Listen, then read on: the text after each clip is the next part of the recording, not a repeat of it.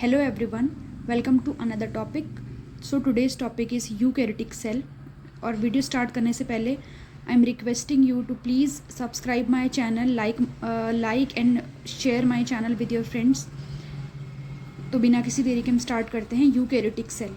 Eukaryotic में eu का means है ट्रू और कैरियन का मीन्स है nucleus. In our previous video, we studied about prokaryotic cell, in which we studied primitive nucleus, in which only nucleolus was present as a genetic material. But in eukaryotic cell, you will see the difference. So let's just start our topic. So occurrence of eukaryotic cell. It found in protist, plant, fungi, animals, and ostrich egg is the largest eukaryotic cell. As we all know, जो ostrich का egg होता है वो सबसे बड़ा largest eukaryotic cell होता है. ये जानना ज़रूरी है. और ये कहाँ कहाँ होते हैं हमारे यूकैरियोटिक सेल? प्रोटिस्ट में होते हैं, प्लांट में होते हैं, फंजाई में होते हैं, एनिमल्स में होते हैं. तो प्रोटिस्ट, प्लांट, फंजाई, एनिमल्स, जिनको नहीं पता है क्या है तो आप बस मेरे चैनल में बने रहें. इसके बाद हम नेक्स्ट टॉपिक जो हमारा होगा वो प्लांट किंगडम और एनिमल किंगडम में ही होगा. तो वो हम बहुत अच्छे से पढ़ेंगे. तो अब हम देखते हैं साइटोप्लाज्म. ठीक है, साइटोप्लाज्म क्या होता है? Fluid content inside the plasma membrane. जो प्लाज्मा मेम्ब्रेन हमने पढ़ी थी, प्लाज्मा मेम्ब्रेन के अंदर जो फ्लूइड सा कंटेंट होता है, लिक्विडी सा कंटेंट, ठीक है, थोड़ा थिक होता है, गाढ़ा सा, उसे हम बोलते हैं cytoplasm. It also contain many specialized cell organelles. मतलब साइटोप्लाज्म में बहुत सारी सेल ऑर्गेनेलीज पाई जाती हैं. साइटोप्लाज्म किसका घर है? सेल ऑर्गेनेलीज का घर है. हमें बस ये समझना है. ठीक है. Membrane bound cell organelles present with nuclear region. ठीक है, मेम्ब्रेन बाउंड सेल ऑर्गेनेलीज का मीन्स होता है उनमें आउटर मेम्ब्रेन भी होती है, इनर मेम्ब्रेन भी होती है. और प्रोकैरियोटिक सेल में हमने क्या पढ़ा था? They lack membrane bound cell organelles. ठीक है, उनमें सिर्फ राइबोसोम था एंड राइबोसोम में कोई मेम्ब्रेन नहीं होती है. राइबोसोम क्या होता है? प्रोटीन का काम करता है ना हमारी बॉडी में, प्रोटीन सिंथेसिस करता है राइबोसोम. तो अब हम इसको और अच्छे से पढ़ेंगे. देखो, वायरस क्या होता है? Lack any membrane, hence do not show characteristics of life until they enter a living body. इनमें कोई मेम्ब्रेन नहीं होती है. ठीक है, एक प्रोटीनिश कवरिंग होती है. वायरस का भी एक फुल स्ट्रक्चर है जो क्लास 11th के हमारे चैप्टर नंबर 1 में है शायद. तो वो हम 11th क्लास के टॉपिक में ही पढ़ेंगे. पर यहाँ पे सिर्फ इतना जान लीजिए कि वायरस की कोई मेम्ब्रेन नहीं होती है. और जब तक ये किसी भी लिविंग एंटिटी के अंदर एंटर नहीं करता है तब तक ये कोई भी लिविंग ऑर्गेनिज्म जैसे कैरेक्टरिस्टिक नहीं शो करता है. ठीक है, तो नाउ सेल ऑर्गेनेलीज में हम आते हैं. Large and complex cell including cell from multicellular organism need lot chemical activities to support their complicated structure and function. To keep these activities of different kinds separate from each other, these cells use membrane-bound little structure. One of the feature of eukaryotic cell that distinguish them from the prokaryotic cell. तो ये क्या बोल रहा है? Large और बड़ी हमारी cell organelles पाई जाती हैं जो कि मल्टी सेलुलर ऑर्गेनिज्म में होती है. मैंने आपको बताया था मल्टी सेलुलर का मतलब होता है जो क्या करते हैं. मल्टी सेलुलर ऑर्गेनिज्म वो होते हैं जिनकी बॉडी में डिवीजन ऑफ लेबर होता है. मैंने बताया था ना, हाथ से खाते हैं, पैरों से चलते हैं, और हमारे बॉडी में हार्ट है जो ब्लड को पंप करता है. तो यही होता है मल्टी सेलुलर का मतलब. ठीक है, बहुत सारी केमिकल एक्टिविटीज़ होती हैं जो सेल ऑर्गेनेलीज सपोर्ट करती हैं. सपोज माइटोकॉन्ड्रिया है. माइटोकॉन्ड्रिया क्या करता है? एनर्जी करेंसी होता है. ठीक है, माइटोकॉन्ड्रिया क्या करता है? एनर्जी को जनरेट करता है हमारी बॉडी में एटीपी के फॉर्म में. तो वो अपना एक, देखिए, बिना केमिकल के तो हमारा, मैं बोलूँगी, बायोलॉजी है ही नहीं. बिना केमिस्ट्री के बायोलॉजी है ही नहीं. तो इसीलिए जो थोड़ा केमिस्ट्री का पार्ट होता है कि केमिकल एक्टिविटीज़ क्या करता है, केमिकल सिग्नल्स क्या देता है, जो भी आप ऐसे टर्म्स पढ़ते हैं तो ये समझिए कि कुछ ऐसे केमिकल्स होते हैं जो हमारी बॉडी में नेसेसरी होते हैं सेल ऑर्गेनेलीज के फंक्शन के लिए. ठीक है, तो वो यही बोल रहा है. A lot chemical activities to support their complicated structure and function. As an example हमने माइटोकॉन्ड्रिया लिया, उसमें हमारा एटीपी फॉर्मेशन होता है. तो वो एटीपी किससे जनरेट होता है? माइटोकॉन्ड्रिया से जनरेट होता है. सिग्नल होते हैं, बहुत तरीके की रिएक्शंस होती हैं, है ना. फॉर एग्जाम्पल प्लांट्स में भी अगर हम देखें तो जो स्टोमेटा होता है, स्टोमेटा जब ओपन होता है, क्लोज होता है, तो कौन से आयन की वजह से होता है? पोटेशियम आयन की वजह से होता है। ये सारी चीज़ें, कंसंट्रेशन ऑफ वाटर वो बढ़ाता है। बहुत सारे ऐसे केमिकल्स हैं जो सपोर्ट करते हैं हमारी सेल ऑर्गेनेलीज की एक्टिविटीज़ को, ठीक है। To keep these activities of different kind separate from each other, these cell use membrane bound little structure, ठीक है। अब मेम्ब्रेन बाउंड क्यों होते हैं? क्योंकि ये आउटर और इनर पार्ट को सेपरेट रखना चाहते हैं, मिक्सअप नहीं करना चाहते। फॉर एग्जाम्पल ह्यूमन हार्ट और हमारे रेप्टाइल्स और एम्फीबियन के हार्ट। अब ह्यूमन हार्ट 4 चैम्बर्ड क्यों होता है? क्योंकि हमारी जो ह्यूमन हार्ट होता है उसमें ऑक्सीजनेटेड ब्लड और deoxygenated blood different different chamber में जाता है, ठीक है। बट जो आपका रेप्टाइल्स होते हैं, एम्फीबियंस होते हैं, उनके 3 चैम्बर्ड हार्ट क्यों होते हैं? क्योंकि देखो वो अलग अलग तो जाते हैं, but at the end of their function, जो वो फंक्शन परफॉर्म करते हैं उनका हार्ट, लास्ट में वो सब मिक्सअप हो जाते हैं, ठीक है। तो यही डिफरेंस है 3 चैम्बर्ड और 4 चैम्बर्ड हार्ट में। तो वो यही बोल रहा है, यही डिफरेंस है प्रोकैरियोटिक और यूकैरियोटिक सेल में, कि प्रोकैरियोटिक सेल में क्या होता है, मेम्ब्रेन बाउंड ऑर्गेनेलीज नहीं होती हैं, जिस वजह से उनका थोड़ा थोड़ा काम कैसे हो जाता है, मिक्स सा हो जाता है, एकदम सेपरेट नहीं होता प्रॉपरली तरीके से। इसीलिए वो यूनिसेलुलर है, इसीलिए वो उनमें एक ही सेल्स हैं। और इसीलिए जो यूकैरियोटिक सेल वाले होते हैं वो मल्टी सेलुलर में होते हैं, क्योंकि डिफरेंट डिविजन ऑफ लेबर होता है, डिफरेंट ऑर्गेनेलीज होती हैं जो डिफरेंट फंक्शन परफॉर्म करती हैं, ठीक है। तो ये हमारा हो गया सेल ऑर्गेनेलीज के बारे में। अब हम एक एक करके सेल ऑर्गेनेलीज को पढ़ेंगे। तो जो हमारा फर्स्ट सेल ऑर्गेनेली है वो है हमारा न्यूक्लियस। सबसे पहले डिस्कवरी से स्टार्ट करते हैं। रॉबर्ट ब्राउन ने इसकी डिस्कवरी की थी। Double layered covering nuclear membrane. Nuclear membrane has pores which allow the transfer of material from inside to outside to cytoplasm, ठीक है। अब जो हमारा न्यूक्लियस होता है ना, वो साइटोप्लाज्म के अंदर ही तो होता है। अभी तो हमने पढ़ा था कि जो साइटोप्लाज्म होता है वो क्या होता है, सेल ऑर्गेनेली का घर होता है ना। उसी के अंदर क्या होता है, सेल ऑर्गेनेली होते हैं। तो न्यूक्लियस तो हमारी बॉडी का लार्जेस्ट सेल ऑर्गेनेली है। सबसे बड़ा हमारी बॉडी में क्या है, न्यूक्लियस ही है। ये भी आप ध्यान रख सकते हैं। अब आप देखिए, मैं आपको कुछ बातें ऐसी बता रही हूँ जो बुक में नहीं है, एनसीईआरटी में नहीं है। तो आप इन बातों को अगर आप नोट करना चाहें तो आप नोट कर सकते हैं, अदरवाइज आप अपने नॉलेज के लिए भी इसको ले सकते हैं। तो अब हम न्यूक्लियस का डायग्राम देखेंगे। डबल लेयर्ड कवरिंग बोल रहा है न्यूक्लियर मेम्ब्रेन, ठीक है। डबल लेयर्ड कवरिंग का मीन्स क्या है, दिस इज न्यूक्लियस, ठीक है। Now this is what, outer membrane, and this is inner membrane of nucleus. और ये यहाँ पे क्या है, न्यूक्लियस इन आउटर और इनर मेम्ब्रेन के अंदर। दूसरा क्या बोल रहे हैं, nuclear membrane has pores which allow the transfer of material from inside to outside to cytoplasm. अब देखो ये क्या है, जो ये आउटर और इनर मेम्ब्रेन है ना, इसमें हल्का सा स्पेस है, तो इसे ही हम क्या बोलते हैं, न्यूक्लियर पोर बोलते हैं, ठीक है। इसी से क्या होता है, जब सेल डिवाइड होती है ना, जो डीएनए जेनेटिक मटेरियल होता है वो साइटोप्लाज्म के कांटेक्ट में आता है, और साइटोप्लाज्म हमारे न्यूक्लियस के कांटेक्ट में आता है, इन्हीं पोर से आता है, ठीक है। अब देखो न्यूक्लियस क्या क्या कंटेन करता है। न्यूक्लियस कंटेन क्रोमोसोम्स जो रोड शेप्ड के होते हैं, ठीक है। Only when cell is about to divide DNA present as chromosome. देखो बहुत सिंपल सी चीज़ है। आई थिंक अगर आपको पता है तो वेल एंड गुड, अगर नहीं पता तो यहाँ पे समझ जाओ क्रोमोसोम और क्रोमेटिन में क्या डिफरेंस होता है। क्रोमोसोम्स हमारी बॉडी में किस में होते हैं, न्यूक्लियस में होते हैं, ठीक है। अब देखो क्रोमोसोम्स होते क्या हैं, सबसे पहले क्रोमोसोम तब हमारी बॉडी में, तब हमारे न्यूक्लियस में फॉर्म होते हैं जब cell is about to divide.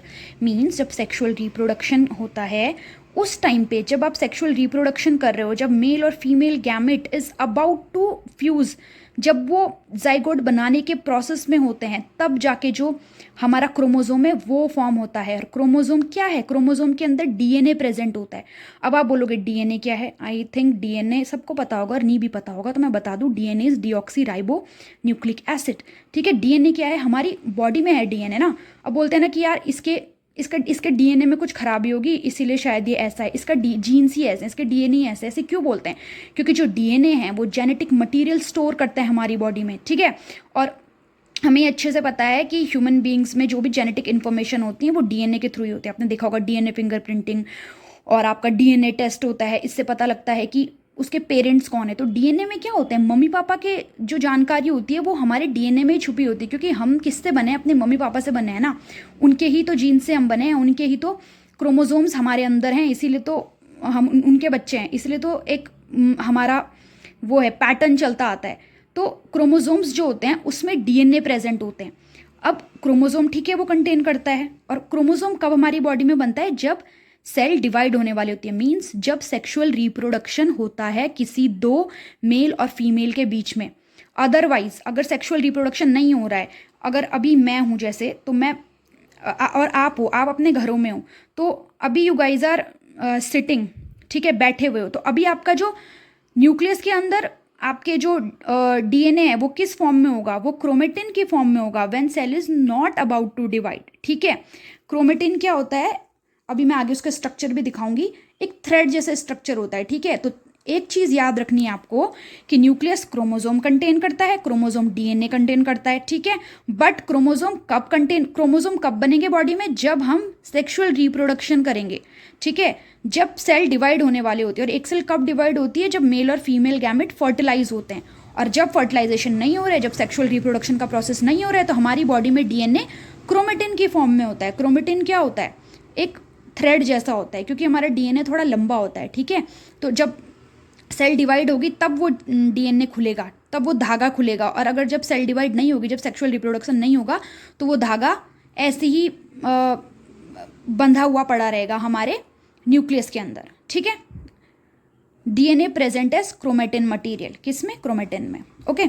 अब देखेंगे हम क्रोमोसोम क्या होता है। Contain information for inheritance of character from parent to next generation in the form of deoxyribonucleic acid molecules. मैंने बताया आपको जो क्रोमोसोम होते हैं वो किस फॉर्म में होते हैं, क्रोमोसोम होते हैं। क्रोमोसोम के अंदर क्या होता है, डीएनए होता है। डीएनए क्या होता है, एक पेरेंट से नेक्स्ट जनरेशन में इनहेरिट होता है। मींस जो भी आपके, जैसे आपके बाल हैं, आपकी आंखें हैं, आपकी हाइट हैं, तो वो कौन डिसाइड करता है, वो आपका डीएनए डिसाइड करता है। डीएनए में भी क्या होता है, आपके क्रोमोसोम में क्या होते हैं, जीन्स होते हैं ना।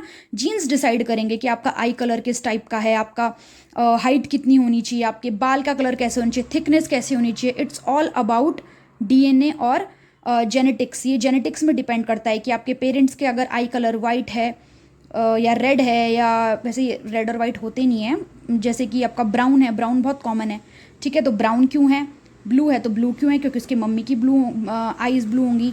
अच्छा इसके ये गंजा है, अच्छा इसके पापा गंजे रहे होंगे, या इसके दादा गंजे रहे होंगे, इसीलिए इसके भी बाल झड़ रहे हैं या गंजा हो रहा है। तो ये जेनेटिक्स होता है, ये हमारे हेयर का जेनेटिक्स, आइज का जेनेटिक्स सब हमारे डीएनए में होता है, ठीक है। और डीएनए किस में होता है, क्रोमोसोम्स में होता है। क्रोमोसोम्स मैंने बता दिया क्या होता है, कैरेक्टर होता है जो पेरेंट से नेक्स्ट जनरेशन में जाता है डीएनए के थ्रू, ठीक है। Chromosome are composed of DNA and protein, ये याद रखना है। Functional segment of DNA is genes, ठीक है। फंक्शनल सेगमेंट जो होता है डीएनए का वो जीन्स होता है, क्योंकि जीन्स ही क्या करते हैं हमारी बॉडी में। जीन्स ऐसी हमारे बॉडी में ऐसे पार्ट हैं जो एक जनरेशन से दूसरी जनरेशन में जाते हैं। जीन्स बेसिकली डीएनए में ही होते हैं। अब इस इतना डिटेल हम आगे पढ़ेंगे कि ये जीन्स क्या है, डीएनए इसमें डिफरेंस, क्योंकि अभी इसमें आपको इतना ही ध्यान देने की जरूरत है। Whenever is cell is about to divide, chromatin material get organized into chromosome. मैंने वही बताया, अगर सेल डिवाइड नहीं हो रही है तो क्रोमेटिन, और सेल डिवाइड हो रही है, सेक्सुअल रिप्रोडक्शन हो रहा है, तो क्रोमोसोम में बदल जाते हैं। देखिए ये थ्रेड लाइक स्ट्रक्चर है क्रोमेटिन, और जब वो सेल डिवाइड हो रही है, सेक्सुअल रिप्रोडक्शन हो रहा है, तो क्रोमोसोम्स बन जा रहे हैं, ठीक है। इतना आपको याद रखना है और ये पता होना ज़रूरी है। Nucleus play central role in cellular reproduction. Obviously जो न्यूक्लियस होता है वो सेंट्रल रोल प्ले करते हैं। न्यूक्लियस नहीं है तो जेनेटिक मटीरियल नहीं है, फिर कुछ भी इनहेरिटेंस नहीं होगा आपका। जेनेटिक मटीरियल में एक इंसान से दूसरे इंसान में जा ही नहीं पाएगा। तो न्यूक्लियस सेंट्रल रोल प्ले करता है, इसको हम ब्रेन ऑफ द सेल भी बोलते हैं, ठीक है। तो अब जो हमारा नेक्स्ट हमारा जो सेल ऑर्गेनली है वो है endoplasmic reticulum. Endoplasmic reticulum is a large network of membrane bound tube and sheet. Endoplasmic reticulum membrane is similar in structure to the plasma membrane. तो क्या बोल रहा है वो, जो एंडोप्लाज्मिक रेटिकुलम होता है ना, वो एक नेटवर्क सिस्टम बनाता है। अब नेटवर्क सिस्टम कैसे, उसमें क्योंकि आर भी होता है, एस भी होता है, उसके बाद वो न्यूक्लियोलस से भी अटैच्ड होता है, साइटोप्लाज्म होता है पड़ा हुआ, फिर उसके बाद वो गोल्जी अपरेटस से भी अटैच होता है, क्योंकि जो भी प्रोटीन वगैरह बनते हैं वो मैन्युफैक्चर होके कहाँ जाते हैं, गोल्जी अपरेटस में जाते हैं। इसीलिए इसको क्या बोला है, एक नेटवर्क सिस्टम बोला है, ठीक है। अब ईआर दो टाइप के होते हैं हमारे, rough endoplasmic reticulum, smooth endoplasmic reticulum, ठीक है, जिसे हम RER और SER के नाम से भी जानते हैं। अब देखो RER looks rough because it has particles of ribosome attach to the surface. इसीलिए वो रफ है, क्योंकि जो रफ एंडोप्लाज्मिक रेटिकुलम है ना, उसके सरफेस में, उसके सरफेस एरिया में क्या चिपके हुए हैं, राइबोसोम्स चिपके हुए हैं, इसीलिए वो रफ है। इसीलिए उसको हम क्या बोलते हैं, रफ एंडोप्लाज्मिक रेटिकुलम। खुरदुरे से लगते हैं क्योंकि राइबोसोम्स चिपके हुए हैं, ठीक है। और SER क्या है, SER स्मूथ है क्योंकि उसमें कोई भी राइबोसोम्स नहीं चिपके हुए हैं। अगर कभी भी आए कि प्रोटीन सिंथेसिस कहाँ होता है, तुम्हें पता है एंडोप्लाज्मिक रेटिकुलम में होता है। और कौन करता है, तो रफ एंडोप्लाज्मिक रेटिकुलम करता है, क्योंकि वहाँ क्या है, राइबोसोम्स है ना चिपके हुए। और स्मूथ एंडोप्लाज्मिक रेटिकुलम क्या करता है, helps the manufacture of fat molecule lipid, important for sale function. ठीक है, ये क्या करता है, मैन्युफैक्चर करता है फैट मॉलिक्यूल्स को, लिपिड्स को, जो कि सेल फंक्शन के लिए इंपॉर्टेंट होता है। और हमें पता ही है कि फैट और लिपिड्स हमारे बॉडी को क्या देते हैं, एनर्जी देते हैं। Some of these lipids help in building the cell membrane.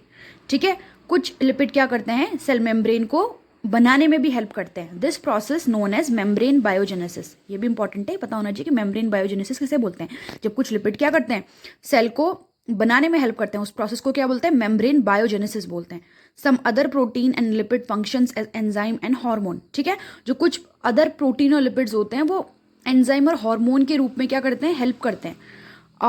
ER always form a network system. ये मैंने बता दिया कि जो नेटवर्क सिस्टम होता है वो कैसे बनाता है। पहले जैसे हमारा न्यूक्लियस होता है ना, न्यूक्लियस के बाहर के जो मेम्ब्रेन्स है उनसे न्यूक्लियस से अटैच होता है हमारा जो एंडोप्लाज्मिक रेटिकुलम होता है। ठीक है, क्योंकि ये तो बाहर साइटोप्लाज्मिक ऑर्गेनेल है, न्यूक्लियस के अंदर नहीं होता, बट बाहर से एक क्या बनाने लग जाता है, वो नेटवर्क टाइप का बनाने लग जाता है। फिर उसमें SER होता है, फिर RER होता है, फिर गोल्जी ऑपरेटस से भी ये जुड़ा हुआ होता है। तो इस तरीके से एक नेटवर्क सिस्टम बनाता है। ER forms channel for the transport of materials, proteins between cytoplasm and the nucleus। मैंने वही बताया कि ER क्या करता है, चैनल बनाता है ट्रांसपोर्ट करने के लिए, क्या, प्रोटीन, किधर, साइटोप्लाज्म और न्यूक्लियस के बीच में। वही बोल रही थी मैं, न्यूक्लियस से भी क्या करता है, ये एक हमारा नेटवर्क सिस्टम बना के रखता है।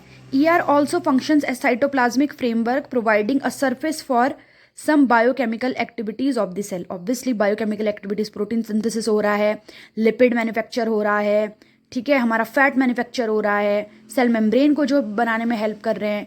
तो ये क्या करता है, बायोकेमिकल एक्टिविटीज़ को सेल की बनाने में हेल्प करता है। ठीक है, SER plays a crucial role in detoxifying many poisons and drug in the liver cell of vertebrates। Important है कि जो SER होता है वो बहुत इंपॉर्टेंट रोल प्ले करता है क्या करने में, डिटॉक्सीफाई करने में। डिटॉक्सीफाई मीन्स जब कुछ टॉक्सिक हमारी बॉडी में आ जाते हैं तो उसको हटा के दोबारा से बॉडी को टॉक्सिन फ्री करने में हेल्प करता है। ठीक है, many poison and drugs in the liver cell of vertebrates. ये भी इंपॉर्टेंट है, कहाँ, liver cells of vertebrates. Now what is vertebrates, vertebrates कौन होते हैं, वर्टिब्रेट्स वो होते हैं ना जिनमें क्या होती है, रीढ़ की हड्डी होती है, उनको हम क्या बोलते हैं, वर्टिब्रेट्स बोलते हैं। हमारा हाँ, हेमिकॉर्डेटा के बाद जो भी हमारे, आई थिंक हेमिकॉर्डेटा भी अब वर्टिब्रेट्स में ही आता है। तो हेमिकॉर्डेटा के बाद जितने भी हमारे फाइलम है वो सब वर्टिब्रेट्स में आते हैं। फाइलम वाला हम बहुत अच्छे से करेंगे, मैं आपको इतने अच्छे से पढ़ाऊंगी कि आपके दिमाग में हर एक चीज़ एकदम सेट हो जाएगी। उसके लिए आपको मेरे चैनल को सब्सक्राइब करना पड़ेगा, प्लीज़ चैनल सब्सक्राइब करें।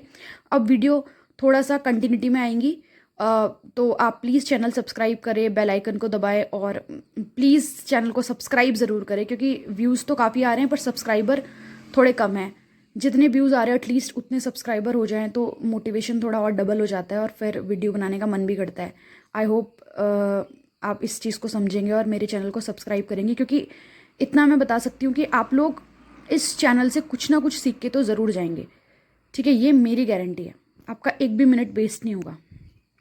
ठीक है, तो हमने एंडोप्लाज्मिक रेटिकुलम कंप्लीट कर लिया। अब हम देखेंगे Golgi apparatus, first describe by Camillo Golgi. ठीक है, consist of system of membrane bound vesicle flattened sacs arranged approximately parallel to each other in stacks called cisterns. ठीक है, अब देख एक होता है सिस्टर्न्स होता है और एक माइटोकॉन्ड्रिया में भी कुछ ऐसे सिस्टर्नीस टाइप्स होता है शायद, मैं आई डोंट नो कि मैं सही प्रोनाउंशिएट कर रही हूँ कि नहीं, आप लोग एक बार देख लीजिएगा। तो वो दोनों में ना डिफरेंस होता है। अब देखो ये होते क्या हैं, गोल्जी ऑपरेटस होता क्या है, गोल्जी ऑपरेटस ना बेसिकली आप समझ लो कि सेल का ना पुलिस है। पुलिस क्यों, क्योंकि ये क्या करता है, जैसी प्रोटीन आता है, अच्छा जो प्रोटीन आएगा उसको अपने अंदर ले लेगा, जो खराब होगा उसको नहीं लेगा। ठीक है, और ये एक्रोजोम बनाने में भी हेल्प करता है, जो स्पर्म के आगे का एक्रोजोम होता है। ठीक है, इतना ज़्यादा डिटेल हम आगे पढ़ेंगे जब हम 11th क्लास को पढ़ेंगे, बट थोड़ा थोड़ा मैं बता दूँ। ठीक है, ये क्या करता है, मेम्ब्रेन बाउंड वेसिकल होती है, इसमें फ्लैटेंड सैक्स होते हैं। मैं बता दूं, इसमें एक होता है मिच्योर रीजन और एक इसमें होता है प्री रीजन या अनमिच्योर रीजन। तो अनमिच्योर रीजन से आएगा और उसके बाद जब प्रोटीन पैक बुक हो जाएगा तो उसके बाद मिच्योर रीजन में आ जाएगा। तो ये फ्लैटेंड सैक टाइप के होते हैं, मतलब आप समझ लो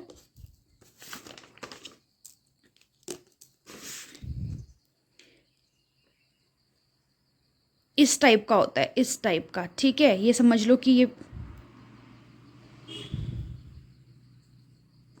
ये वाला हमारा प्री रीजन हो गया, ये प्रोटीन आया, उसके बाद आया आया नीचे आया, तो इसको क्या हो गया, ये मैच्योर रीजन हो गया, यहाँ से फिर दूसरे सेल ऑर्गेनेली में चला गया, जिसको हमने क्या बोला, सिस्टर्नीज बोला, ठीक है। The membrane have connection with membranes of ER, हाँ वही मैंने बताया था, इसीलिए ईआर को नेटवर्क सिस्टम बोलते हैं, क्योंकि ये गोल्जी ऑपरेटस से भी कनेक्शन बनाए रखता है। गोल्जी ऑपरेटस से तो ईआर से ही तो प्रोटीन आएगा ना गोल्जी ऑपरेटस में पैक होने के लिए, ठीक है। So constitute another portion of the complex cellular membrane system, ये एक दूसरा पोर्शन बना लेता है एक सेलुलर मेम्ब्रेन का। इतना ज़्यादा इसमें करने की कोई ज़रूरत नहीं, बस इतना याद रखो गोल्जी ऑपरेटस क्या होता है, कि हमने गोल्जी ने डिस्क्राइब किया था, फ्लैटेंड सैक्स होते हैं जिन्हें हम सिस्टर्न्स बोलते हैं, ठीक है। और इसका ईआर के साथ कनेक्शन होता है, ये प्रोटीन को पैक करता है, बस इतना हमें पता होना चाहिए। उसके बाद material synthesis near ER is packed, वही मैंने बताया कि पैक्ड होते हैं, and dispatch to various target inside and outside through the Golgi apparatus. Obviously अब जितने भी हमारे सेल हैं उसके अंदर जाएगा, उनके बाहर जाएगा, ये सारा काम कौन करता है, गोल्जी ऑपरेटस करता है। Storage, modification and packaging of products in vesicles, वही क्या करता है, पैक करता है हमारे प्रोडक्ट्स को, वेसिकल्स होते हैं इसमें, वेसिकल्स में। इन सम केस कॉम्प्लेक्स शुगर में be made from simple sugar, ठीक है। इसमें क्या होता है, कुछ एक्सेप्शन केस या कभी क्या होता है कि जो कॉम्प्लेक्स शुगर होती है ना वो भी सिंपल शुगर में कन्वर्ट हो जाती हैं, किसमें, गोल्जी ऑपरेटस में। Golgi apparatus is also involve in the formation of lysosome. Lysosome क्या होता है अभी हमें आगे पढ़ेंगे, बट हमें इतना पता होना चाहिए कि लाइजोसोम का फॉर्मेशन कौन करता है या कौन हेल्प करता है। तो ऑप्शन आ जाएंगे न्यूक्लियस, गोल्जी ऑपरेटस, ईआर, या आपका आ गया सेल मेम्ब्रेन। तो आपका आंसर होना चाहिए गोल्जी ऑपरेटस हेल्प करता है क्या करने में, लाइजोसोम को फॉर्म करने में। Now next cell organelle is lysosome, ठीक है, जो गोल्जी ऑपरेटस जिसकी फॉर्मेशन में हेल्प करता है। Membrane bound sac filled with digestive enzyme, these enzyme made by rough endoplasmic reticulum. ये याद रखना है कि जो लाइजोसोम है ये एंजाइम किससे मिलके बने होते हैं, ये एंजाइम मिलके बने होते हैं रफ एंडोप्लाज्मिक रेटिकुलम से, ठीक है। और गोल्जी ऑपरेटस हेल्प करता है इनके फॉर्मेशन में। अब बस हमें ना लाइजोसोम में एक चीज़ याद रखनी है, तो ये waste disposal system of cell है, ठीक है। जब भी सेल को जो सेल की गंदगी होती है ना वो लाइजोसोम में जाती है। Help to cell clean by digesting any foreign material as well as worn out cell organelles such as bacteria और food, as well as old organelles end up in lysosome which break complex substance into simpler substances। देखो कुछ नहीं है, help करता है क्या करने में, सेल को क्लीन करने में, ठीक है। एनी फॉरेन मटेरियल, देखो कभी भी फॉरेन टर्म आए ना तो फॉरेन मीन्स वो वाला फॉरेन मत समझ जाना, विदेश वाला। ये फॉरेन होता है जो भी हमारी बॉडी के लिए अनवांटेड पार्टिकल्स होते हैं, ठीक है, जो हमें चाहिए नहीं होते हैं, जो हमारी बॉडी के लिए अच्छे नहीं होते हैं, तो फिर हम उन्हें जानते भी नहीं है, इसलिए वो हमारे लिए फॉरेन है, वो हमारे लिए अलग है, इसलिए हम उन्हें फॉरेन मटेरियल्स बोलते हैं। तो लिख भी रखा है, जैसे कि बैक्टीरिया हो गया या फूड हो गया जो हमें नहीं चाहिए, उस तरीके की जो चीज़ें होती हैं वो वेस्ट डिस्पोजल सिस्टम है हमारी बॉडी का, कौन, लाइजोसोम। और इनमें डाइजेस्टिव एंजाइम्स होते हैं, ये बहुत बहुत बहुत इंपॉर्टेंट है कि इनमें क्या होता है, डाइजेस्टिव एंजाइम्स पाए जाते हैं जो क्या करते हैं, डाइजेस्ट करते हैं इन सारी चीज़ों को। और जो भी हमारी ओल्ड सेल ऑर्गेनेली हैं जो हमें नहीं चाहिए वो भी क्या हो जाती है, लाइजोसोम में डाइजेस्ट हो जाती हैं। और विच ब्रेक, और ये क्या करते हैं, कॉम्प्लेक्स सब्सटेंस को भी सिंपलर सब्सटेंस में चेंज कर लेते हैं, ठीक है। Lysosome are able to do this because they contain powerful digestive enzyme, बताया मैंने, क्योंकि क्यों करते हैं, इनके पास पावरफुल डाइजेस्टिव एंजाइम्स है जिससे कि सारे पार्टिकल्स जो भी हमें हमारी बॉडी को नहीं चाहिए, हमारी बॉडी की सेल ऑर्गेनेली पुरानी हो चुकी है, उसको क्या करते हैं, ये डाइजेस्ट कर लेते हैं, क्योंकि इनके पास डाइजेस्टिव एंजाइम्स होते हैं, ठीक है। Capable of breaking down all organic matter, ये क्या केपेबल होते हैं सारे ऑर्गेनिक मैटर को ब्रेक डाउन करने में, क्योंकि इनके पास क्या होता है, डाइजेस्टिव एंजाइम्स होते हैं जो कि बहुत पावरफुल होते हैं। When the cell gets damage lysosome में burst and enzyme digest their own cell, ये भी बहुत इंपॉर्टेंट है। कभी कभी क्या होता है ना, जब सेल डैमेज हो जाती है तो लाइजोसोम क्या हो जाता है, एकदम फट जाता है और अपनी सेल को क्या कर लेगा, अपने आप को ही क्या कर लेता है, डाइजेस्ट कर लेता है। तो इसको क्या बोलते हैं, suicide bags of the cell. तो कभी भी क्वेश्चन है और आता बहुत है ये कि suicidal bag of the cell कौन है, suicidal bag of the cell, तो हमारा आंसर होगा लाइजोसोम, क्योंकि इनके पास डाइजेस्टिव एंजाइम होते हैं जो बहुत पावरफुल होते हैं, जो कि डाइजेस्ट कर लेते हैं सारे जो भी फॉरेन पार्टिकल्स वगैरह हैं उनको, ठीक है। तो हमारे यहाँ पे लाइजोसोम भी खत्म हो गया। अब हम देखेंगे the most important, mitochondria, powerful होता है ये, और पावर हाउस भी होता है किसका, सेल का। Have two membrane coverings, outer and inner. Outer membrane is porous, inner membrane is deeply folded. These fold increase surface area for ATP molecules. ठीक है, समझ लो इस तरीके से होती है हमारी माइटोकॉन्ड्रिया। ठीक है, ये आउटर मेम्ब्रेन है और ये हमारी क्या है, इनर मेम्ब्रेन है। ठीक है, अब देखो जो ये आउटर मेम्ब्रेन है ये बोल रहा है, सॉरी जो इनर मेम्ब्रेन है वो फोल्डेड है। तो देखो ये फोल्डेड है ऐसे करके, इन्हें हम आई थिंक क्रिस्ट्री बोलते हैं, क्या बोलते हैं मुझे ढंग से नाम अभी याद नहीं आ रहा है, बट आप देख लो इस तरीके से होती है।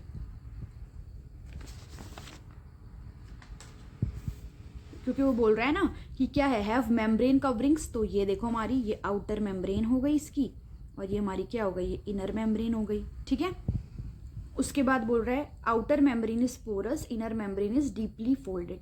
These fold increase surface area for ATP molecules. ठीक है, आउटर मेम्ब्रेन बोल रहा है पोरस है, इधर से अंदर बाहर चीज़ें जा सकती हैं, आ रही है और जा भी सकती हैं, और ये क्या है, डीपली इनफोल्डेड है। तो देखो इनफोल्डेड है ना, ये फोल्ड हो रखा है ना ऐसे।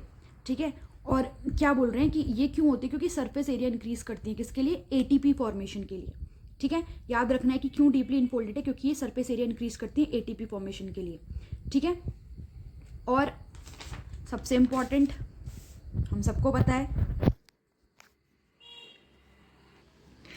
पता है energy currency of the cell. ठीक है, कौन, माइटोकॉन्ड्रिया। ये तो सभी को पता होगा, नहीं भी पता होगा तो आपने आज सीख लिया होगा। Body uses energy stored in ATP for making new chemical compounds and for mechanical work. Obviously हमारी जो बॉडी में केमिकल कंपाउंड्स हैं, जो हमारी बॉडी वर्क कर रही है, उन सभी चीज़ों के लिए मैं बोल रही हूँ मुझे एनर्जी मिल रही है, तो मेरी बॉडी में क्योंकि एटीपी का फॉर्मेशन हो रहा है माइटोकॉन्ड्रिया में, इसीलिए मिल रही है। तो माइटोकॉन्ड्रिया क्या है, ATP formation organelle of the cell या energy currency of the cell. Mitochondria have their own DNA circular and ribosomes. Mitochondria able to make its own protein. Yes, this is very important that mitochondria have what, their own DNA. That's why they are ये पहले prokaryotes में गिनी जाती थी। मतलब अगर हमारी body में, अगर आपको कभी भी ऐसा क्वेश्चन आए ना कि भाई जो माइटोकॉन्ड्रिया है वो, मतलब हमारी बॉडी में ऐसा कौन सा सेल ऑर्गेनेली है जो प्रोकैरियोटिक की तरह वर्क करता है, तो उसका आंसर हमारा माइटोकॉन्ड्रिया होगा। ये अभी देखो, ये बहुत जब आगे क्लास में जाओगे ना आप 12th के बाद भी, तब आपको एकदम सेपरेट इसके बारे में है चीज़ें। तो मुझे थोड़ा नॉलेज है, तो मैं सोच रही हूँ कि मैं आपको भी बता दूं कि जो माइटोकॉन्ड्रिया होता है वो हमारी बॉडी में ना एक प्रोकैरियोट की तरह वर्क करता है। अब बताओ प्रोकैरियोट की तरह वर्क क्यों करता है, क्योंकि जो माइटोकॉन्ड्रिया होता है ना वो साइज में भी ज़्यादा बड़ा नहीं होता है। ठीक है, और जब वो रिप्रोडक्शन करता है तो बाइनरी फिजन से रिप्रोडक्शन करता है अपना। ठीक है, जैसे एसेक्सुअल रिप्रोडक्शन टाइप करेगा। रिप्रोडक्शन का इसमें है नहीं, हम जब आगे की क्लास में जाएंगे तब अच्छे से पढ़ेंगे, बट मैं आपको थोड़ा एक्स्ट्रा नॉलेज दे दूँ। और इसके पास अपना ओन सर्कुलर डीएनए भी होता है, इसके पास सर्कुलर डीएनए, इसके पास जैसे हमारा डीएनए होता है ना थ्रेड लाइक, वो वाला नहीं होता है, इसका डीएनए सर्कुलर होता है। राइबोसोम भी अपने होते हैं, हमारे प्रोकैरियोटिक सेल है उनके पास भी राइबोसोम अपने थे। ठीक है, बट ये हमारे यूकैरियोटिक सेल में एटीपी फॉर्मेशन करता है, तो इसीलिए ये हमारे यूकैरियोट्स में आता है, क्योंकि उसमें तो कोई माइटोकॉन्ड्रिया नहीं होता है ना, उसमें कोई एटीपी फॉर्मेशन नहीं होता है प्रोकैरियोटिक सेल में, इसीलिए। ठीक है, तो अगर कभी भी क्वेश्चन आए किसी भी एग्जाम में, ज़रूरी नहीं है कि आपके कोई कॉम्पिटिटिव एग्जाम में आ रहा है, आप किसी भी कहीं भी आ सकता है ये कि भाई हमारी बॉडी में जो कौन सा ऐसा सेल ऑर्गेनेली है जो प्रोकैरियोट की तरह था पहले, या उसको हम प्रोकैरियोट मानते थे, तो वो हमारा माइटोकॉन्ड्रिया ही है, क्योंकि उसका रीज़न बता दिया। एक तो इसके पास इसका साइज़ भी ज़्यादा बड़ा नहीं होता है। ठीक है, उसकी दूसरी चीज़ के इसके पास अपना सर्कुलर डीएनए होता है, राइबोसोम्स होता है, और अपना प्रोटीन ये खुद से बनाता है। तो ये रीजंस हैं। देखेंगे प्लास्टिड जो होते हैं are present only in plant cell. Yes, plant cell में प्रेजेंट होते हैं। देखो प्लांट सेल और एनिमल सेल में सिर्फ एक डिफरेंस है, क्योंकि प्लांट सेल में एक तो सेल वॉल होती है जो सेल्यूलोज की बनी हुई होती है। ठीक है, और एक क्या होता है, प्लास्टिड होता है, और एक वैक्यूल होते हैं। ठीक है सर, अब सेल वॉल का मैंने डिफरेंट शायद लिखा नहीं है, बट ये मैं आपको इसी में बता देती हूँ कि जो प्लांट सेल होती है ना, उसके जो बाहर की कवरिंग होती है उसको हम सेल वॉल बोलते हैं। और सेल वॉल क्यों होती है सेल्यूलोज की बनी हुई, क्योंकि देखो प्लांट सेल में क्या होता है, वो प्लांट के पास हमारी तरह घर नहीं है ना, हमारे पास तो घर है, तो हमारी सेल वॉल क्या है, घर है। बट जो प्लांट हैं उनके वो बाहर रहते हैं, वो इन्वायरमेंटल कंडीशन, फिजियोलॉजिकल कंडीशन, बहुत सारी कंडीशन से उन्हें गुजरना पड़ता है, इसीलिए जो उनके बाहर सेल वॉल होती है वो सेल्यूलोज की बनी होती है। और सेल्यूलोज बहुत ऐसा एक आपका सब्सटेंस है जो जल्दी से कोई डाइजेस्ट नहीं कर सकता है, सिर्फ एनिमल के अलावा। और सेल्यूलोज बहुत टफ है, मतलब tough in the sense cellulose एक ऐसा आपका चीज़ है जिससे प्लांट सेल क्या रहती है, प्लांट सेल कवर रहती है। और प्लांट सेल का क्या होता है, कोई भी बाल बांका नहीं कर सकता। आप बस ये समझ जाओ कि वो बहुत टफ होती है, बहुत स्ट्रांग होती है, जिससे कि प्लांट सेल क्या करते हैं, अपनी रक्षा करते हैं। बस आप इतना समझ जाओ कि जो प्लांट में सेल वॉल होती है वो सेलुलोज की होती है और इम्पॉर्टेंट होती है, और ह्यूमंस में कोई सेल वॉल नहीं होती, क्योंकि ह्यूमंस के पास सेल वॉल है, उनका घर। दैट्स वाई प्लांट में सेल वॉल है और ह्यूमंस में सेल वॉल नहीं है। बस यही है, बाकी जो भी होगा वो हम आगे बढ़ेंगे। और देखो 2 टाइप के होते हैं प्लास्टिड, क्रोमो और ल्यूको। अब chromo means coloured, leuco means white. Chromoplast, chromoplast में क्या होता है, देखो chloroplast present and contain a pigment called chlorophyll, important for photosynthesis. Chloroplast also content yellow and orange pigment. देखो जो क्रोमोप्लास्ट होते हैं ना, क्रोमोप्लास्ट कलर्ड होते हैं, तो क्रोमोप्लास्ट के अंदर भी क्लोरोप्लास्ट होता है। अब क्लोरोप्लास्ट क्या करता है, क्लोरोप्लास्ट के अंदर क्या होता है, क्लोरोफिल होता है, जिस वजह से पत्तियां ग्रीन होती हैं। बट कभी आप देखते हो ना, ऑटम का सीजन आता है, या कभी आपका कुछ ऐसे पतझड़ टाइप ही बोलते हैं शायद उसको, इस टाइप के सीजन्स आते हैं ना, तब आप देखते हो कभी कभी पत्तियों का कलर ना आपको येलो दिखता है, कभी कभी आपको कैसा दिखता है, ऑरेंज दिखता है। तो वो क्यों दिखता है, क्योंकि उस टाइम पे हमारा जो क्लोरोफिल होता है उसका लेवल कम हो जाता है, और येलो और ऑरेंज जो पिगमेंट होते हैं उनका लेवल ज़्यादा हो जाता है। इसीलिए पत्तियों का कलर हमको कभी कभी ऑरेंज दिखता है, कभी कभी येलो दिखता है, because of chromoplast, because they contain chloroplast and chloroplast has chlorophyll and orange and yellow pigment. That is why leaves looks like sometime leaves looks like green and sometime yellow and sometime orange. This is not miracle, this is just because of chloroplast. ठीक है, because chloroplast have these 3 pigments, that's why our leaf become sometime yellow, green and orange. So this is the reason, this is not the miracle कि अरे ये कैसे हो गया, क्योंकि उनमें पिगमेंट्स ही ऐसे हैं इसीलिए वो ऐसे हो रहे हैं। ठीक है, अब देखो leucoplast, primary organelle in which material such as starch, oil and protein granules are stored. ये हमें याद रखना है कि प्लांट्स में जो ल्यूकोप्लास्ट होते हैं वो जो प्राइमरी ऑर्गेनेलीज होते हैं, जिससे सेल अपने आप को जिंदा रखती है, जैसे कि स्टार्च हो गया, ऑयल्स हो गया, प्रोटीन ग्रेन्यूल्स हो गए, वो स्टोर्ड होते हैं किसमें, ल्यूकोप्लास्ट में। Plastid also have their own DNA and ribosome. ठीक है, प्लास्टिड के पास ना उनका अपना खुद का डीएनए और राइबोसोम होता है, ये भी हमें याद रखना है। प्लास्टिड समझ लो माइटोकॉन्ड्रिया जैसा ही कुछ, पर ये सिर्फ प्लांट सेल में होता है, क्योंकि कलर तो प्लांट को ही चाहिए ना। अब हमारी बॉडी में थोड़ी होता है कि भाई कभी तुम हरे हो गए, कभी तुम नीले हो गए, कभी तुम लाल हो गए, हमारी बॉडी में पिगमेंट्स नहीं है ऐसे। ठीक है, ये प्लांट्स को ही चाहिए होते हैं। और इनके जो इंटरनल स्ट्रक्चर होता है ना क्लोरोप्लास्ट का, उसको हम स्ट्रोमा बोलते हैं। अब देखो क्लोरोप्लास्ट का स्ट्रक्चर बहुत लंबा है, स्ट्रोमा की कहानी बहुत ज़्यादा है, इसीलिए इसको हम अपने जब हम प्लांट फिजियोलॉजी कवर करेंगे ना, इसको हम तब करेंगे बहुत अच्छे से। मैं इतने अच्छे से पढ़ाऊंगी, आपके दिमाग में सारी चीज़ें एकदम सीक्वेंस वाइज छप जाएंगी। बस ये बेसिक्स आप अपने क्लियर कर लो, बेसिक्स क्लियर करने बहुत ज़रूरी होते हैं।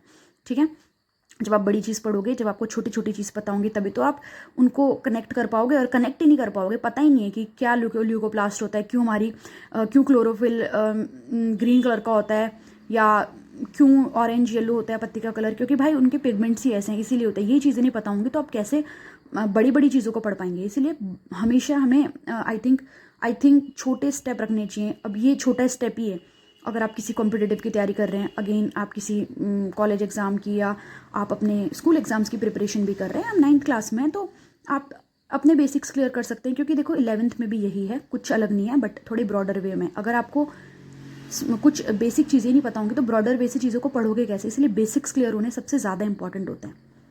तो बहुत हो गया ज्ञान, अब है हमारा वैक्यूल्स। वैक्यूल्स क्या होते हैं, स्टोरेज सैक्स फॉर सॉलिड और लिक्विड कंटेंट्स। किसी भी प्लांट में वैक्यूल्स या एनिमल सेल में वैक्यूल्स क्या करते हैं, स्टोर करते हैं सॉलिड और लिक्विड कंटेंट को। Vacuole are small sized in animal cell and large vacuole in plant cell. क्योंकि प्लांट को बहुत पानी चाहिए होता है, हम सबको पता है। ठीक है, और हमें पानी तो चाहिए होता है, बट हमारा पानी डिफरेंट हमारे, क्योंकि हमारी बॉडी में डिफरेंट पार्ट्स है, तो डिफरेंट पार्ट्स में क्या चला जाता है, पानी चला जाता है, वो यूज़ हो जाता है। प्लांट्स में भी डिफरेंट पार्ट्स हैं, बट उनका जो पानी का स्टोरेज होता है वो नहीं चाहिए होता है। ठीक है, इसलिए वैक्यूल क्या करता है, पानी का स्टोरेज भी करता है। ठीक है, central vacuole of some plant में occupy 50 to 90% of the cell volume. और सेल की वॉल्यूम के लिए भी ये बहुत इंपॉर्टेंट होता है, प्लांट सेल की। ठीक है, तो बस इतना याद रखना है कि 50 से 90% पार्ट जो होता है वो कौन कंटेंट करता है, सेल वॉल्यूम का वैक्यूल कंटेंट करता है। और ह्यूमन सेल में, सॉरी एनिमल सेल में बहुत कम मात्रा में ये वैक्यूल होता है, स्मॉल साइज्ड होता है, और प्लांट सेल में लार्ज साइज्ड होता है। इसीलिए जो प्लांट का न्यूक्लियस, प्लांट सेल का न्यूक्लियस देखोगे ना, वो थोड़ा बीच में नहीं होता है, वो थोड़ा साइड की तरफ होता है, क्योंकि 50 to 90% पार्ट उसका वैक्यूल ले लेता है। इसीलिए जो प्लांट सेल का न्यूक्लियस होता है वो थोड़ा सा हल्का सा साइड में होता है, रेदर की सेंटर में। और जो एनिमल सेल का न्यूक्लियस है वो आप देखोगे बिल्कुल सेंटर में होता है।